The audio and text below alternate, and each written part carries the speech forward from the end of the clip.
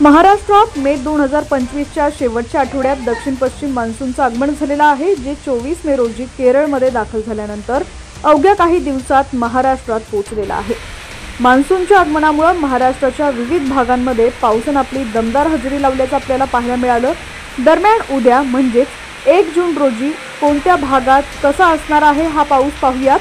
त्याआधी तुम्ही जर HPN मराठी न्यूज चॅनल पहिल्यांदाच पाहत असाल आणि अजूनही चॅनलला सबस्क्राइब केलेलं नसेल तर आत्ताच सबस्क्राइब करा, जेणेकरून आमचे अपडेट्स लवकरात लवकर तुमच्यापर्यंत पोहोचतील। कोकणातील जिल्ह्यांमध्ये म्हणजेच रत्नागिरी, सिंधुदुर्ग, रायगड, ठाणे, मुंबईमध्ये मध्यम ते मुसळधार पावसाची शक्यता आहे।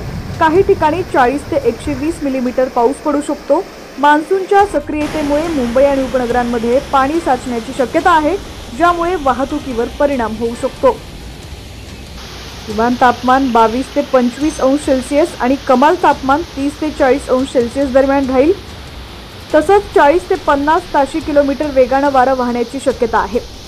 मध्य महाराष्ट्रात ढगाळ वातावरणासह तुरळक ठिकाणी मध्यम ते मुसळधार पावसाची शक्यता आहे।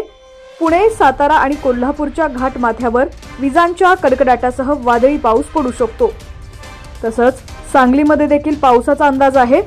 किमान तापमान 21 ते 24 अंश सेल्सिअस आणि कमाल तापमान 32 ते 36 अंश सेल्सिअस राहण्याची शक्यता आहे।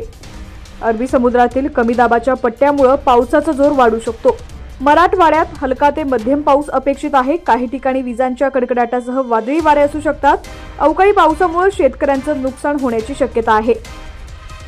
विदर्भात तुरळक ठिकाणी मध्यम पावसाची शक्यता आहे। उत्तर विदर्भात उत्तर बंगालच्या उपसागरातील ढगांच्या दाटीमुळे पावसाचा प्रभाव वाढू शकतो। नाशिक आणि जळगावमध्ये हलका ते मध्यम पाऊस पडण्याची शक्यता आहे। 36 ते 40 अंश सेल्सिअस किमान तापमान असण्याची शक्यता आहे।